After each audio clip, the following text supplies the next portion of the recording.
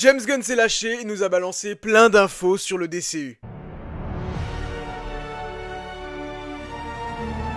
Salut les DC-Borgs, j'espère que vous allez tous très bien. Petite vidéo news, décidément ça ne s'arrête pas entre Superman et les news DC. À l'occasion justement de la sortie du trailer, James Gunn a fait pas mal de petites révélations, que ce soit sur le Superman, sur le DCU au global, sur Peacemaker, sur The Batman 2 et sur Wonder Woman. Enfin bref, il y a vraiment de quoi faire dans cette vidéo. Elle va pas être très longue, mais évidemment vous connaissez, sur cette chaîne, on partage l'actualité en temps réel concernant DC. Donc c'est parti pour une petite session DC News.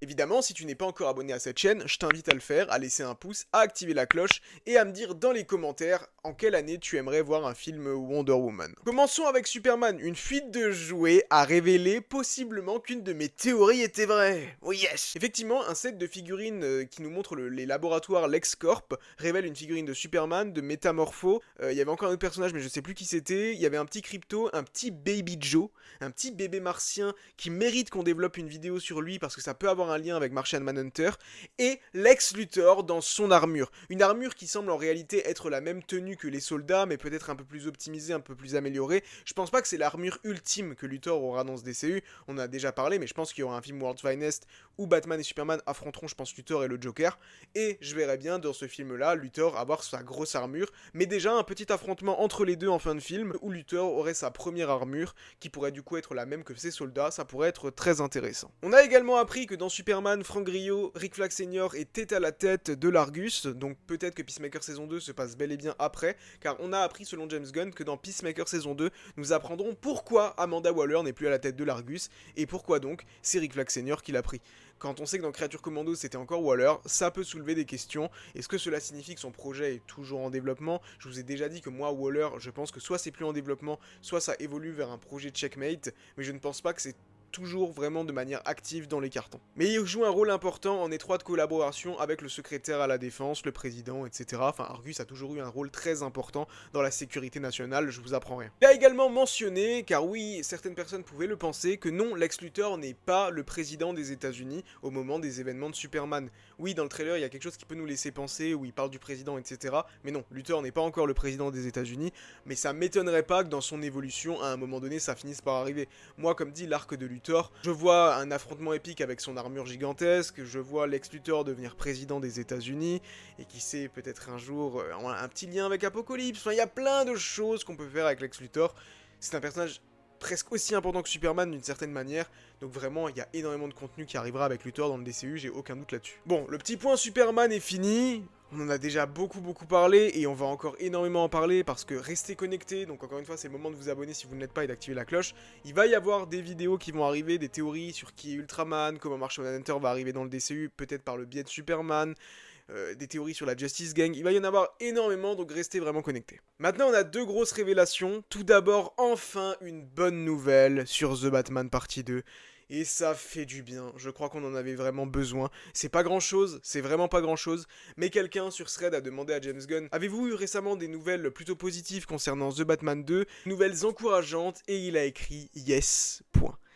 Donc oui, je pense bien que The Batman partie 2 va voir le jour. De toute façon, ça collerait totalement avec la stratégie de Warner Bros actuelle, la nouvelle stratégie qui est de vraiment tout miser sur ses piliers. Warner Bros, Zaslav l'a encore déclaré l'autre jour, les 4 piliers du DCU seront Batman, Superman, Supergirl et Wonder Woman.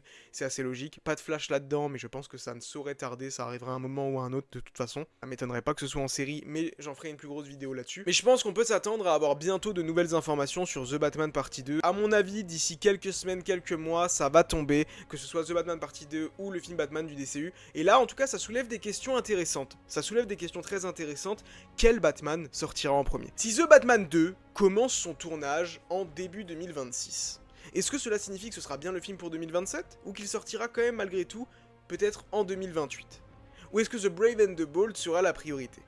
Moi, je vous avoue que d'un côté, il y a ce truc où je me dirais c'est The Batman partie 2 qui va sortir en premier, parce qu'on a déjà une date de sortie qui est pour l'instant toujours officielle, même si ça s'est rebaptisé Untitled Batman Movie, et que le tournage est censé commencer début 2026. Maintenant, c'est vrai qu'il y a un autre paramètre à prendre en compte, qui est que Batman est une priorité pour Zaslav, une priorité pour DC, une priorité pour Gunn, d'être intégré rapidement si le film Superman est un succès dans le DCU.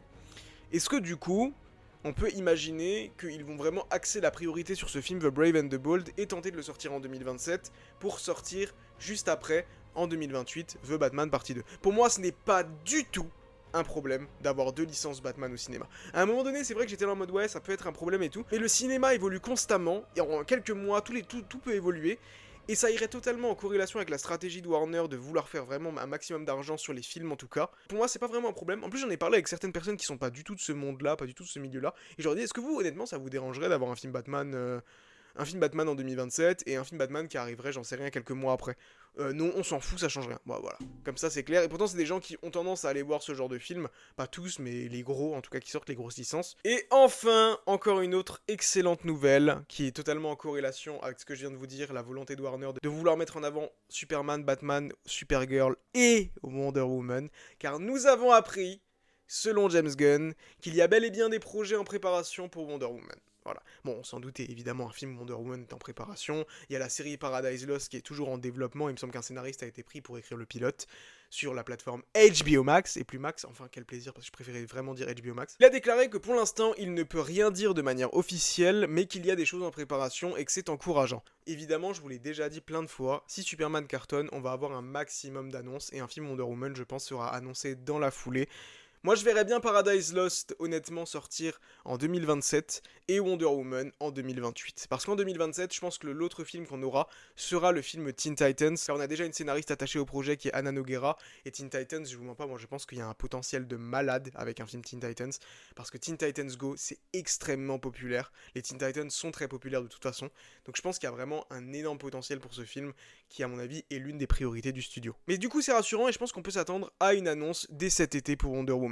Voilà. En tout cas, je me voyais pas ne pas vous partager ces différentes news là parce que je considère que surtout les 2 dernières sont extrêmement importantes et même la petite théorie Lex dans son armure, je suis content. Après attention, c'est un jouet, je me méfie quand même parce que parfois les jouets, on a des jouets et au final ça n'arrive jamais, mais je pense que là pour le coup, il y a de grandes chances que ça arrive.